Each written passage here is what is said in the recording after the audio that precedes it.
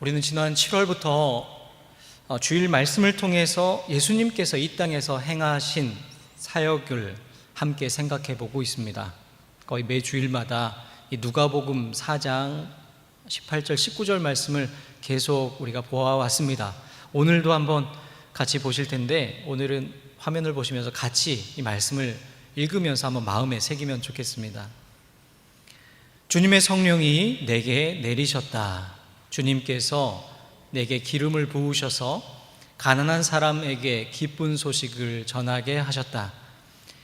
주님께서 나를 보내셔서 포로된 사람들에게 해방을 선포하고 눈먼 사람들에게 눈뜸을 선포하고 억눌린 사람들을 풀어주고 주님의 은혜의 해를 선포하게 하셨다.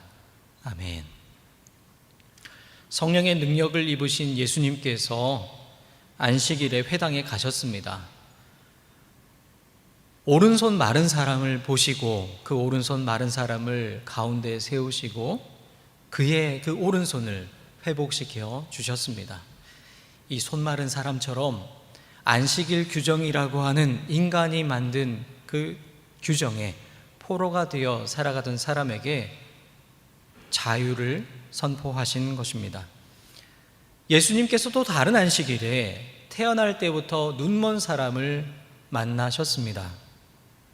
진흙을 이겨서 그의 눈에 바르시고 실로암 못에 가서 씻으라 말씀하셨습니다. 눈먼 사람이 예수님의 말씀대로 순종했습니다. 눈먼 사람의 눈이 뜨여지게 되었습니다. 지난주일 말씀은 기억하십니까? 지난주일에는 예수님께서 평생을 베데스다에서 머물면서 가만히 있었던 그 38년 된 병자를 만나시고 고치신 말씀을 우리가 함께 보았습니다. 예수님은 평생을 억눌린 채 그저 자포자기한 심정으로 살아가던 그 사람을 만나시고 그 사람을 일으켜 세우셨습니다. 그리고 자신의 두 발로 든든히 서서 힘차게 걸어갈 수 있도록 그 사람을 회복시켜 주셨습니다. 억눌린 것에서 풀어 자유케 하셨습니다. 이처럼 예수님은 포로된 사람들에게는 해방을, 눈먼 사람들에게 눈뜸을, 그리고 억눌린 사람들에게는 자유를 주셨습니다. 바로 누가복음 4장 18절의 말씀 그대로 행하신 것입니다. 그리고 이제 남은 것이 4장 19절 말씀입니다. 이 말씀에 따르면 예수님은 이 땅에 오셔서 주님의 은혜의 해를 전파하셨다, 이렇게 기록되어 있습니다. 여러분, 그렇다면 주님의 은혜의 해가 무엇이겠습니까? 바로 이 주님의 은혜의 해는 하나님께서 모세를 통해 하나님의 백성 이스라엘에게 말씀하신 희년을 의미합니다. 그리고 이 희년에 대해서는 오늘 우리가 읽은 구약의 말씀 레위기 25장에 전체에 걸쳐서 이 희년에 대해서 우리에게 말씀해 주고 있습니다. 우리가 몇 구절을 살펴보았지만 하나님께서는 이 희년을 통해 7년마다 안식일을 지키는 것을 이스라엘 백성들에게 말씀하셨고, 이 7년마다 지키는 안식일이 7번 반복되는 해가 바로 희년이다. 그래서 49년이 되는 해, 그 해를 말씀하십니다. 그리고 그해 7월 10일, 속죄일인 그 7월 10일에는 온 전국적으로 뿔라팔을 불라 이야기를 합니다. 이 뿔라팔이 히브리어로 요벨입니다. 그리고 이 요벨을 영어로 음력을 하면 주빌리가 됩니다. 그리고 이것이 우리말로는 희년으로 번역을 하고 있습니다. 물론 한자말이긴 하지만 기쁨의 해, 자유의 해, 해방의 해가 바로 희년입니다. 이 희년의 특징을 가장 잘 보여주는 말씀이 레위기 25장 10절의 말씀입니다. 이 말씀을 제가 세 번역으로 읽겠습니다.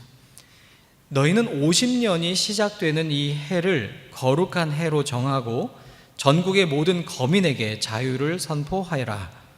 이 해는 너희가 희년으로 누릴 해이다.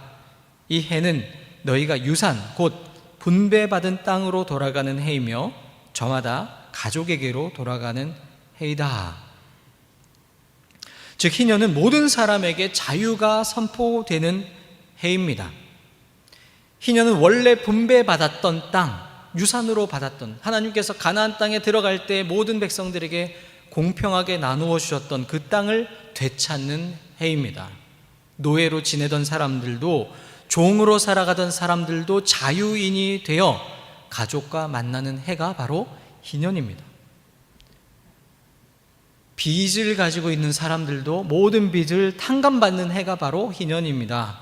모든 것이 원래 상태로 리셋이 되는, 다시 회복되는 해가 바로 희년입니다. 이 희년이라는 용어는 분명히 성경에 기록된 용어이지만 일반 사회에서도 희년이다, 주빌리다 이런 용어들을 많이 사용합니다. 그만큼 잘 알려진 단어입니다. 그렇다면 우리 그리스도인이라면 이 희년이 어떠한 내용인지 그래서 우리가 좀 잘 알아야 하지 않겠습니까?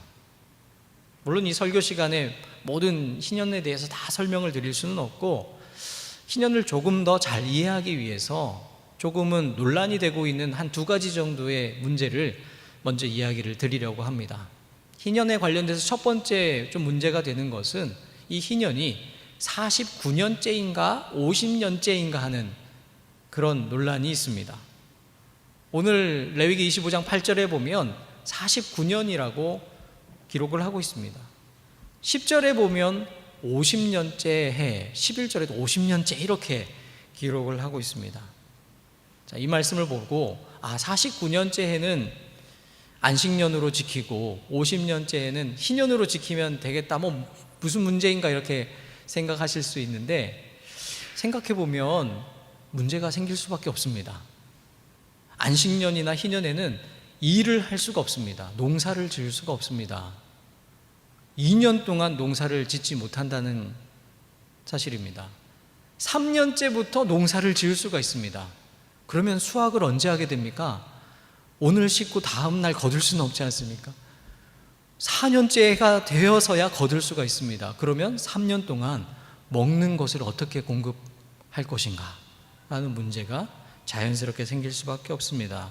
현실적으로 불가능하다는 것이죠. 그래서 이렇게 연이어서 2년을 하지는 못했을 것이다, 이게 당연한데, 그러면 어떻게 이 49년, 50년 언제가 희년이냐, 이것에 대한 논란이 있고, 학자들이 여러 가지 방법으로 다양한 이론들을, 의견들을 제시를 했지만 아직 모두가 공통적으로 공감하는 정해진 그런 답을 찾지는 못했습니다. 이게 첫 번째 문제입니다. 두 번째는 희년이 실제로 실행이 된 적이 있는가라는 또 문제가 있습니다. 구약 성경과 또 이스라엘 역사를 쭉 살펴보면 이스라엘 백성들이 희년을 잘 지켰다라고 명시가 된 기록이 없습니다. 이것이 다 기록이 되어 있으면 논란이 될 것이 전혀 없습니다만 기록이 되어 있지 않습니다. 그래서 어떤 학자들은 이 희년의 법이 이상적이고 유토피아적이기 때문에 실제로 우리의 삶에서 실행하기는 어려웠겠다, 이렇게 보는 사람들이 있습니다. 반면에 어떤 학자들은 이 법이 50년마다, 49년이나 50년마다 주기적으로 반복되도록 되어 있기 때문에 주기적으로 일어난 것을 굳이 기록할 필요가 있었겠느냐, 그래서 기록하지 않았을 것이다. 다른 절기를 보더라도 모든 절기를 다 일일이 언제 어떻게 했다고 기록이 되어 있느냐, 그렇진 않지 않느냐. 그러니 희년도 그냥 기록 없이 실행했을 수도 있다, 이렇게 보는 학자들도 있습니다. 여기에 대해서도 모두 다 일치를 할 수 있는 답을 찾지는 못했습니다. 여러분, 이 희년이 구체적으로 어떻게 실행이 되었는지에 대한 지금 말씀드린 논란을 비롯해서 여러 가지 논란들이 있습니다만, 우리가 오늘 그 논란에 대해서 이야기를 할 것은 아닙니다. 그 논란을 우리가 다 알 필요는 없습니다. 그런데 우리가 주목해야 할 것이 있습니다. 그것은 바로 하나님께서 왜 희년을 이스라엘 백성들에게 말씀하셨고, 오늘도 예수님이 왜 희년을 선포하셨는지에 대한 말씀입니다. 희년에 담겨있는 하나님의 그 마음, 그 속에 있는 신학의 정신, 그리고 희년의 의미, 이것을 아는 것이 중요합니다. 희년의 정신을 바르게 알고 이해를 해야 한다는 것입니다. 그리고 오늘 그것을 우리의 삶에 적용시키는 것이 우리에게 주어진 과제일 것입니다. 그래서 오늘은 이 말씀을 통해서 희년의 정신을 2020년을 살아가는 오늘 한국 사회에, 또 한국 교회에 어떻게 적용을 할 것인가, 이러한 문제의식을 가지고 함께 말씀을 나누려고 합니다. 우리는 이 하나님의 말씀이 우리를 통해서 이 땅 가운데 이루어지기를 원하고 있습니다. 바로 오늘 희년의 말씀이 그러면 오늘 우리에게는 어떻게 이루어질 것인가 함께 생각해보고 또 꿈꾸고 그렇게 기도하며 말씀을 따라 살아가는 우리 순천중앙의 교우들 될 수 있기를 간절히 소망합니다. 그래서 오늘 우리가 기억해야 하는 첫 번째 희년의 정신, 크게 두 가지만 말씀을 드리려고 합니다. 첫 번째 우리가 기억해야 할 정신은 바로 땅의 회복입니다. 땅의 회복이라고 하면 이렇게 근데 좀 선명하게 다가오지 않는 듯 합니다. 이렇게 한번 용어를 바꿔보면 어떻겠습니까? 부동산 문제 해결. 희년의 말씀이 우리가 지금 경험하고 있는 부동산 문제를 해결하는 방법을 제시해 준다는 것이죠. 오늘 말씀 희년의 법에 따르면 희년에는 전국의 모든 거민들이 원래 분배받은 땅으로 돌아가게 되어 있습니다. 가나안 땅에 정착하면서부터 하나님께서 모든 땅을 공평하게 모든 사람들이 그 땅을 기반으로 해서 살 수 있도록 배분을 해 주셨습니다. 그런데 시간이 지나다 보니 경제적인 어려움이 생긴 사람들도 생겨나게 됩니다. 그러면 그 땅을 다른 사람에게 넘기고 파는 경우도 생기게 되었습니다. 그런데 희년이 되면 팔았던 땅도 다시 원래 유산으로 받았던 그 사람에게 돌아가게 됩니다. 원래 상태로 다 리셋이 되는 것이 바로 희년의 해입니다. 요즘처럼 땅을 개인의 재산으로 생각하는 오늘 우리들로서는 사실은 이해하기 어렵고 또 받아들이기 힘든 이야기인 것이 분명합니다. 그런데 여러분, 여기에 담겨있는 정신, 이 핵심적인 내용이 사실 여기에 담겨져 있습니다. 왜냐하면 이 땅은 개인의 것이 아니라 하나님의 것이기 때문입니다. 레위기 25장 23절의 말씀입니다. 토지를 영구히 팔지 말 것은 토지는 다 내 것임이니라. 너희는 거류민이요 동거하는 자로서 나와 함께 있느니라. 잠시 팔 수는 있지만 영구히 팔 수는 없다. 왜냐? 토지는 나의 것이다. 하나님의 것이다. 우리 주님의 말씀입니다. 땅은 개인의 소유가 아니라 공공을 위해서 사용되어야 하는 공공의 자산이다 라고 주님이 말씀하시는 것입니다. 이것을 오늘 우리의 표현으로는 토지 공개념입니다. 희년의 정신에 따른 이 토지 공개념을 널리 알린 사람, 그것을 많은 사람들에게 전파한 사람이 미국의 사회 철학자이자 경제학자인 헨리 조지라는 분입니다. 그분의 사상을 지공주의 혹은 지본주의라고 부릅니다. 그분의 생각은 분명했습니다. 개인이 자신의 노동을 통해서 얻은 결과물은 사적으로 취하는 것은 당연한 권리다. 그것은 당연한 것이다. 하지만 사람이 창조하지 아니한 것, 즉 자연에 의해 그냥 주어진 것, 대표적으로는 땅이죠. 땅을 우리가 창조했습니까? 우리가 어떻게 한 것 아니지 않습니까? 그냥 우리에게 주어진 것입니다. 공기, 물 다 마찬가지죠. 이것은 모든 사람에게 공평하게 귀속되어야 하는 것이다. 공공의 것이지 개인의 것이 아니다. 이것이 바로 헨리 조지의 주장입니다. 그리고 그의 대표적인 책 진보와 빈곤이라는 책에서는 이렇게 단언을 합니다. 우리는 토지를 공공의 재산으로 만들어야 한다. 그런데 우리가 이미 사유화되어 있는 토지를 다 어떻게 빼앗아서 공유를 할 수는 없지 않습니까? 현실적으로 불가능합니다. 그래서 이 토지 공개념의 개념을 적용시키기 위해서 하는 것이 바로 소유하고 있는 땅에 대해서 세금을 부여하는 지대조세제, 그리고 토지 가격이 올라가면 그것에 따른 세금을, 그것을 세금으로 환수하는 그런 것들, 이런 것들이 바로 토지 공개념에 들어가 있는 개념들입니다. 헨리 조지가 토지 공개념을 이야기하자 자본주의자들 또 공산주의자들 양쪽으로부터 다 공격을 받았습니다. 그리고 주류 경제학자들로부터도 외면을 당했습니다. 그게 무슨 현실적이냐 이렇게 하면서 말이죠. 하지만 오늘처럼 불평등한 경제 구조가 계속되어 가고 불로소득이 되어 가고 또 그런 것들이 심화되어 가는 과정에 이런 상황에서 이 헨리 조지의 사상은 많은 사람들에 의해서 재평가받고 있고 또 그 영향력이 점점 커지고 있는 것이 오늘 현실입니다. 그런데 그가 이렇게 급진적으로 보이는 주장을 할 수 있었던 것, 그의 사상의 기반이 되고 바탕이 되었던 것은 바로 희년정신이었습니다. 요즘 우리나라에서 큰 이슈가 되고 있는 문제, 부동산 문제이지 않습니까? 부동산 불패 신화가 있습니다. 조물주 위에 건물주라는 이렇게 웃지 못할 이야기들이 회자가 되고 있습니다. 많은 사람들이 부동산을 그냥 살아가는 수단이 아니라 재테크의 수단으로 활용을 하고 있습니다. 정부에서는 부동산 문제를 해결하기 위해서 수많은 정책들을 막 쏟아내지만 집값이 떨어지고 안정되기는커녕 계속 오르고 있는 것이 현실입니다. 이로 인해서 사회적 문제들 계속 생겨나고 있지 않습니까?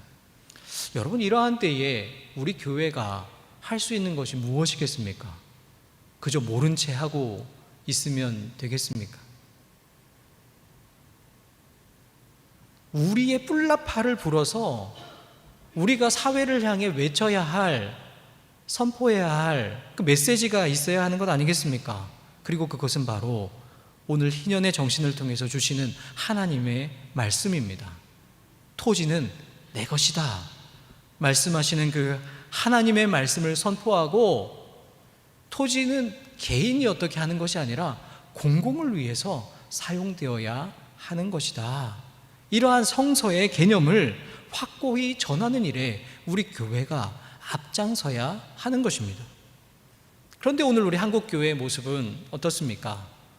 우리 교회는 그렇진 않습니다만 어떤 교회들을 보면 교회의 명의로 부동산들을 막 사들이는 교회들이 있습니다. 교회의 사역을 위해 목회 활동을 위해 하는 것은 지극히 당연한 것입니다만 그렇게 사용하지 아니하고 그것을 통해서 재테크의 수단으로 활용하는 교회들이 실제로 우리 한국교회에 있습니다. 어떤 또 교회들은 교인들이 모이면 받은 은혜를 나누고 신앙을 격려하고 기도하고 이런 모임을 해야 하는데 모여서 부동산 정보, 투기 정보를 나누는 그런 교회들도 있습니다. 이쪽 지역은 좀 약하지만 저 위쪽에 그런 데들이 많습니다. 최신 정보는 어느 교회 가면 얻을 수 있더라 하면서 그렇게 정보 나누는 식으로 사용되는 그런 교회들이 있는 것이 오늘 한국교회의 현실입니다. 또 어떤 분들은 토지공개념이란 이 얘기를 하면 그거 좌파 사상 아니냐 이렇게 생각하시고 말하는 분들도 있습니다. 한번 집에 가셔서 여러분 토지공개념 이렇게 하면 인터넷에서 검색을 직접 해보시면 좋겠습니다. 제가 일일이 다 말씀드리긴 어렵기 때문입니다. 보시면 아시게 됩니다. 제가 말씀드린 대로 헨리 조지라는 이 사람이 레위기 25장의 말씀에 그것을 굳게 믿는 믿음으로 사람들에게 알린 것이 토지공개념이다 라는 것을 확인하게 될 것입니다. 성경적 개념입니다. 그리고 우리나라 정부에서도 처음으로 이 토지공개념을 언급한 정부가 이른바 진보적 정부라고 하는 데서가 아니라 1970년대 유신 정부에서 이 토지공개념을 처음 언급을 했습니다. 여러분, 예수님께서 이 땅에 오셔서 사람들에게 주님의 그 은혜의 해, 희년을 선포하셨습니다. 여러분, 만약 오늘 이 시대에 예수님께서 우리나라에 오신다면 우리나라에 오셔서 과연 무슨 메시지를 우리에게 전하시게 했습니까? 우리가 경험하고 있는 이 부동산 문제에 대해서 예수님은 무엇이라 말씀하시겠습니까? 모든 토지는 하나님의 것이라는 이 희년의 메시지를 선포하시지 않겠습니까?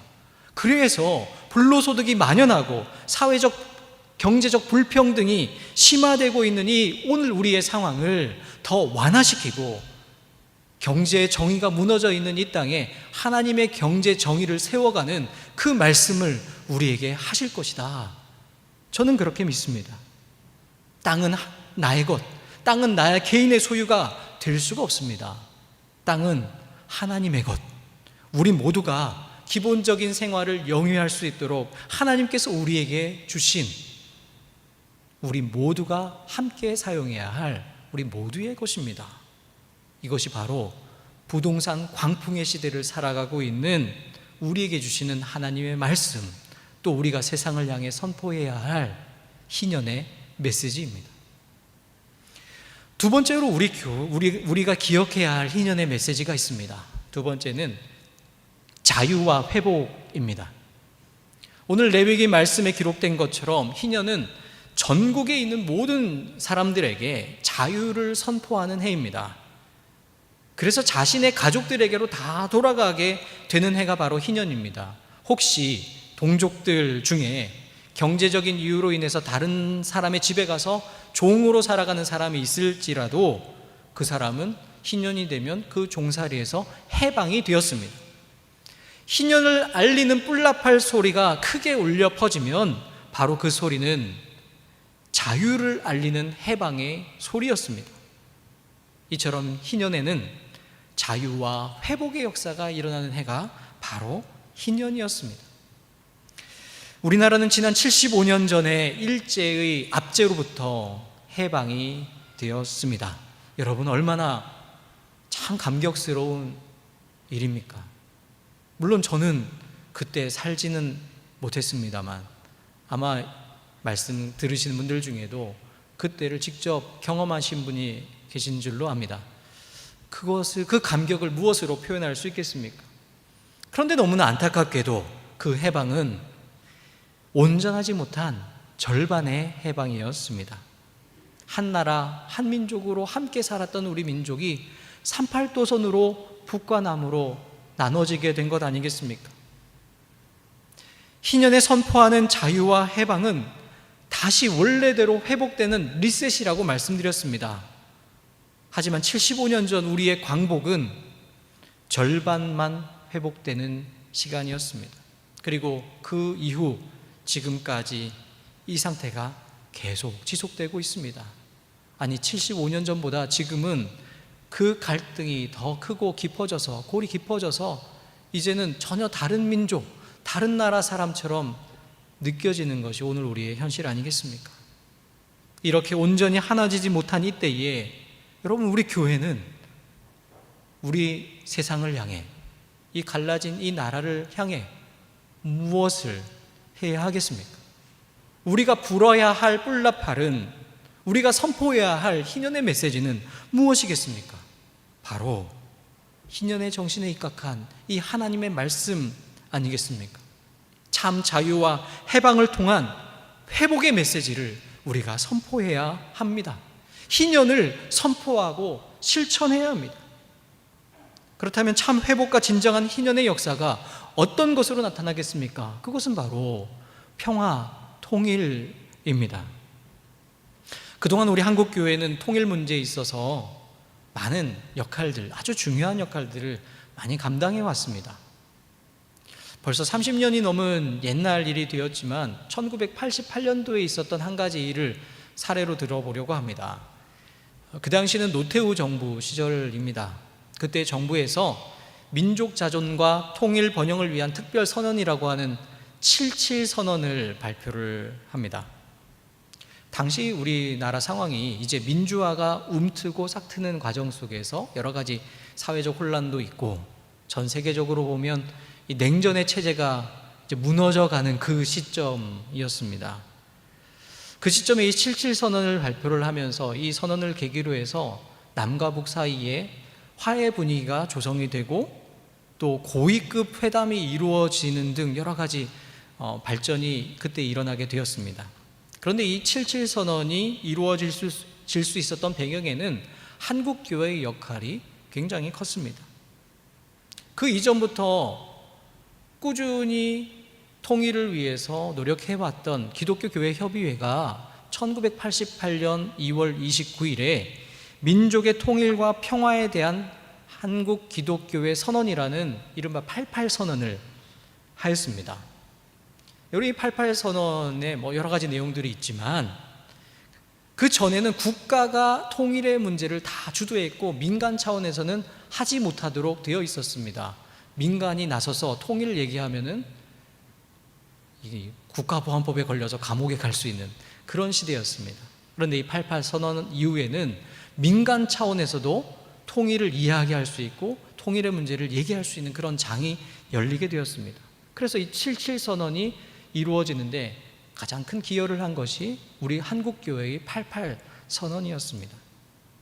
작은 예를 들었지만 한국교회는 지금까지 우리 민족의 하나됨과 평화 통일을 위해 함께 기도하며 힘을 모으고 함께 또 실천하는 교회였습니다. 요즘 상황은 어떻습니까? 우리 한반도 상황을 보면 여전히 쉽지 않지 않습니까? 한때 온풍이 불었던 이 남과 북 사이에 냉기가 계속 흐르고 있습니다. 국제적인 역학관계도 복잡하게 얽혀 있어서 쉽게 풀기가 어려운 상황입니다. 그렇다면 우리 민족끼리라도 서로 할 수 있는 것들을 해나가면 좋겠다 싶은데 그렇게 쉬워 보이는 일들도 잘 이루어지지 않는 것이 오늘 우리의 현실입니다. 여러분, 이러한 우리나라 상황에 예수님께서 지금 이 땅에 오신다면 예수님은 우리에게 한국 사회를 향해, 한국 교회를 향해 무슨 메시지를 전하시겠습니까? 예수님이 전하실 메시지 다른 것이 아니라 바로 우리 민족의 평화 통일을 위한 희년의 메시지 아니겠습니까? 여러분, 그렇다면 우리 예수님을 믿고 따르는 우리들이, 우리 한국교회가 해야 할 것은 무엇이겠습니까? 예수님께서 희년의 메시지를 선포하신 것처럼 우리도 평화 통일을 위한 그 뿔나팔을 불어야 하지 않겠습니까? 다른 사람을 비방하는 적대적인 유인물을 만들어서 뿌리는 것이 아니라 평화와 사랑의 메시지를 담아서 그것을 전해야 하는 것이죠. 칼을 쳐서 쟁기를 만들고 창을 쳐서 낫으로 만들어서 평화와 생명을 일구는 그 역할들을 감당해야 하는 것입니다. 대립하고 싸우고 또 분쟁하는 갈등을 부추기는 것이 아니라 만나고 대화하고 서로 양보하고 더 하나 되어 나아가는 길로 나아갈 수 있도록 그 평화의 사도의 역할을 우리 교회가 감당해야 하는 것이죠. 이것이 바로 우리에게 주어진 사명입니다. 사랑하는 교우 여러분, 예수님께서는 이 땅에 오셔서 주님의 그 은혜의 해 희년을 선포하셨습니다. 오늘 우리에게도 희년을 선포해야 하는 사명이 그러하기에 우리에게 주어졌습니다. 오늘은 그 중에 두 가지만을 말씀드렸습니다. 오늘 우리가 경험하고 있는 이 심각한 부동산의 문제 속에서 우리는 희년의 정신을 기억해야 합니다. 모든 토지는 하나님의 것이다.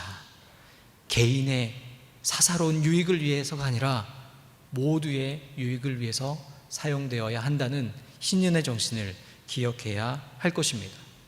또한 우리는 우리 민족의 평화 통일이 더 이상 미룰 수 없는 시대적 과제라는 것을 기억해야 합니다. 그러하기에 우리 민족의 진정한 평화 통일을 이루기 위해 우리가 할 수 있는 노력을 다하면서 그 평화 통일이 이루어질 때에 비로소 그때가 바로 우리의 희년의 때라는 것을 기억해야 할 것입니다. 오늘 우리 한국교회가, 그리고 우리 순천중앙교회가 이 세상 속에서 자유와 해방을 알리는 그 희년의 뿔나팔을 크게 부르는 그 희년을 외치고 선포하는 교회가 될 수 있기를 간절히 소망합니다. 이제 말씀을 마무리를 하면서 오늘은 좀 특별하게 마무리를 하려고 합니다. 저 혼자 기도하는 게 아니라 함께 기도하면서 마무리를 하겠습니다. 이번 주 토요일이 광복절입니다. 우리 교단이 활동하고 있는 세계교회 협의회에서 2013년 부산총회를 열었습니다. 그 부산총회에서 결의한 것이 하나가 있습니다.